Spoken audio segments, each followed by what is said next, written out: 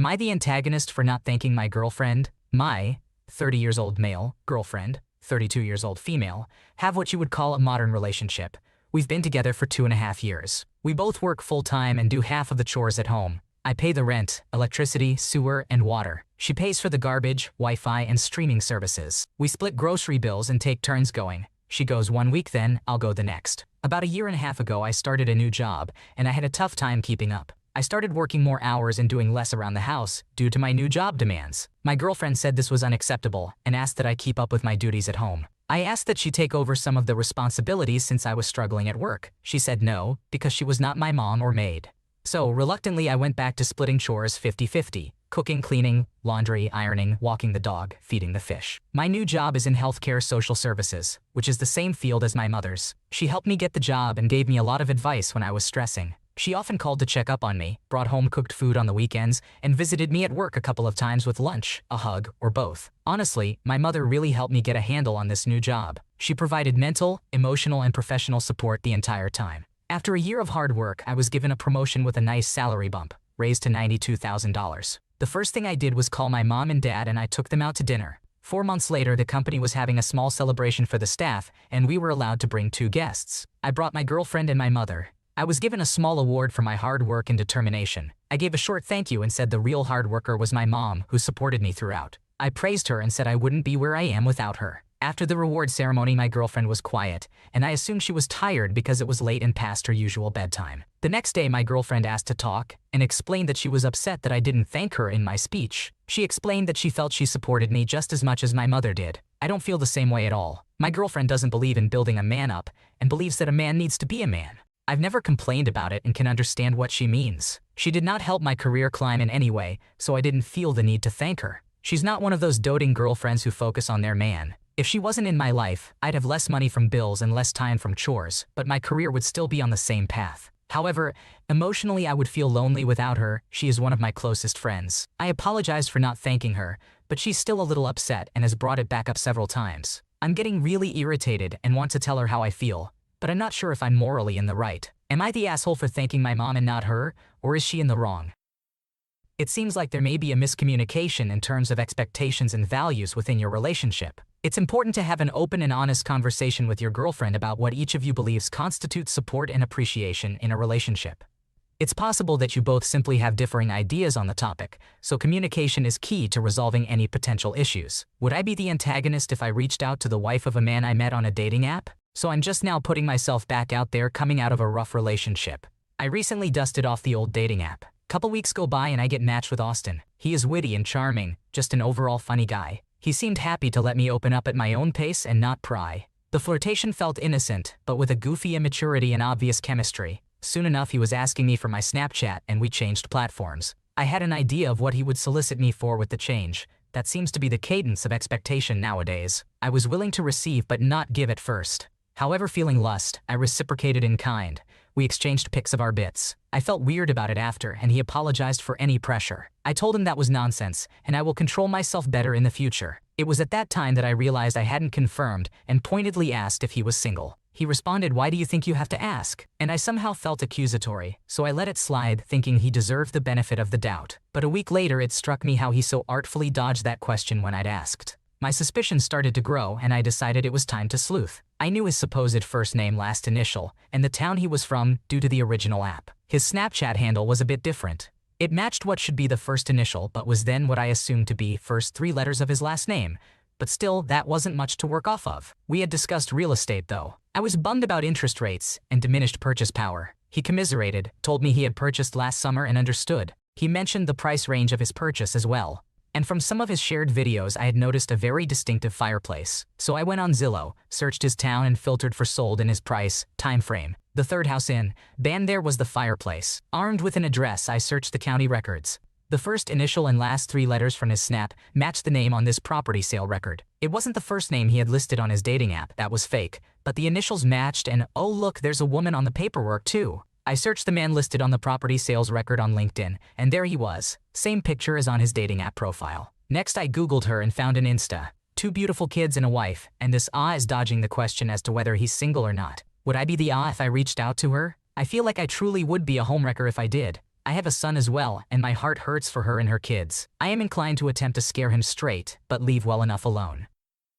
You would certainly not be a homewrecker. He's the homewrecker in this situation. If you were in her shoes, you would want to know the truth. Just make sure to block him first and consider the potential consequences before taking action. Be cautious about any evidence you have shared with him, as it could be used against you. In the end, creating an evidence packet and anonymously informing her may be the best course of action. Want me to wash my dishes? Oh, sure I will. This happened over 3 years ago, and while telling it to my friend, she laughingly said, "Such a malicious compliance," so decided to share here. When I first started at my very first corporate job, there was a kitchen, full of utensils and fridge and oven and stove, and a dishwasher. A full-fledged kitchen for employees to make tea, coffee, heat their meals, even cook. They said I can bring my own glasses and put them there or use the company's. Also, there was a woman who was working in the kitchen. Let's call her Nilly since she puts rules willy-nilly like a bully. Second day of my job, dear Nilly told me, "Let me remind you that no one should leave their dirty dishes in the sink." I was surprised by the claim. Since I am new and don't know a single thing, I thought this might be her way of bullying or it might be actually true. So smiled and asked if this means I have to wash my own glasses. She said,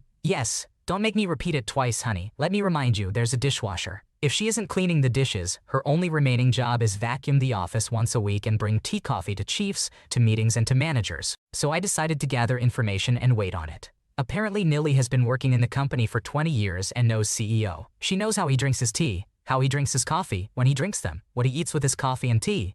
She knows all of them. If I know one thing, that is never fight a fight with the person who knows how your boss likes his coffee, especially if you're replaceable. So fight was not an option. Cool. I also learned that once a week CEO brings a bag of fruits to the kitchen to share in the company. Apparently he has a fruit garden and goes there for weekends, and she would take fruits to her house at the end of the day. Old employees knew that. They would take 1 or 2 in the day. That's how I learned this. She said to me I can get one from, but it is hers. So I refused the first-time offer, thinking she bought it, then learned that it was brought by CEO. I think she implied that CEO brought it to her, and she was generous enough to share it with us peasants, but this is my interpretation of her statement. One thing about me, I look young and naive. I look dumb, as if there is some missing component in my brain. Cue malicious compliance. From my desk, I could partially see the kitchen if I turn around. So on the day of fruit delivery, I was constantly checking the kitchen. When CEO came in, I counted 30 and went in as well. To wash my glasses, of course. I went in and said hi to everyone. This was my first time seeing CEO, so he said, "You must be new." Kindly and respectfully informed who I am, and he told me who he was. I said, "Sir, I've checked the company before entering and knew him," which he liked. After I turned to wash my dishes, he asked me what I was doing and I said, "Oh, I was informed that all the staff wash their own dishes." At the same time, our Nilly said I must have mistaken that while laughing and taking the sponge and glasses out of my hand. I said "but you" as if shocked and cut myself as if realization hit me, then smiled like she is my best friend. Of course I didn't stop there. I looked at the fruits. CEO told me to take some fruits, added that he brought them to the company so all the staff could enjoy. I haven't said anything, but from my expression, CEO asked what was wrong. I told nothing and told, I always thought they were Nilly's since. Then I just smiled and asked if I can take a plate of them. With a huge plate of fruit accompanied by a huge smile, I went to my desk, shared them with my team. I don't even like fruits. Couple hours later, I went to kitchen and our dear Nilly told me I had misunderstood things and washing dishes was her job, and I shouldn't mistake again. And added fruits were for everyone to share and I should have taken more if I wanted. I stupidly said, "Oh, I didn't know," and how sorry I am to cause her trouble with a sorry smile. Guess who never had to wash dishes and had fruits to eat every day? If your answer is Cleopatra, probably yes, but also me. Nilly would also bring tea and coffee to me from time to time, if someone she served did not want to drink. I would thank her with a huge smile and take it. Apparently she does this to all the employees she likes. Well played. I would have loved to see Nilly as you unrolled the sweet, sweet malicious compliance. A great work tip. The receptionist who has been there a while will know everyone and everything, particularly in a job interview. Be polite to them. Take away your cup, or at least offer to.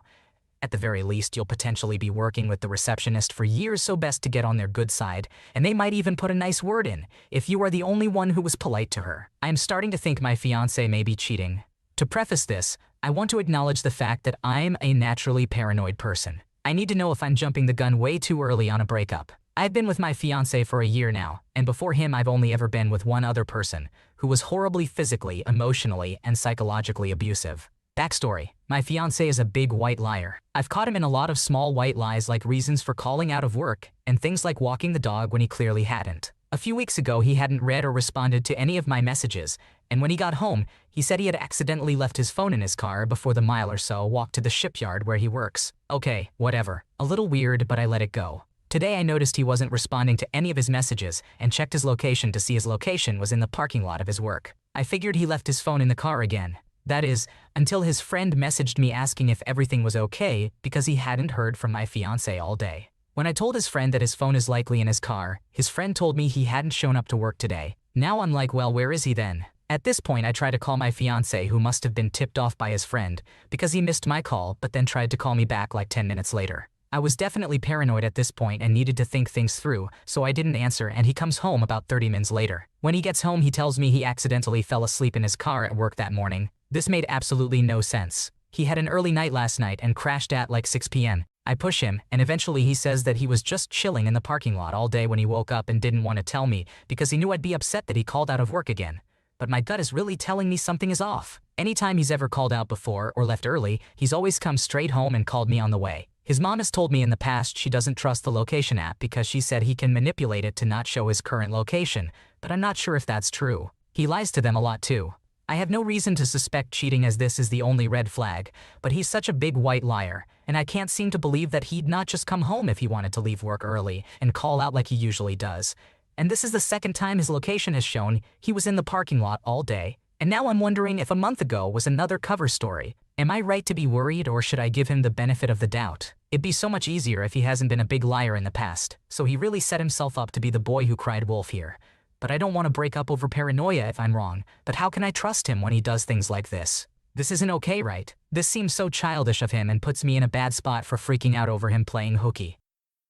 Please do not marry this man. If you know he lies about small things, what in his thought process would stop him from lying about big things? And no offense, but lying about not going into work and you having to push him already shows he's lying because he doesn't want to deal with the repercussions. And to me that's a big lie, not a small one. He is a compulsive liar. He is unreliable. That should be enough to not want to marry him. The fact that you suspect he is cheating shows you don't trust him. If you don't trust your partner, you shouldn't be in a relationship. This is no way to live. Am I the antagonist for being upset over not being invited on a family vacation? I, female age 20, and the oldest of 4 children in my family. My siblings are 17, 15, and 14. When I was 18, I got accepted into a university in my city and moved into student accommodation in September 2022. I had been in a relationship with my boyfriend. We met when he was 25, for 5 months at this point. He unfortunately got discharged from the army, and they left him homeless. I said that he could stay with me until we could find a better arrangement. Things were very tough, as you can probably imagine.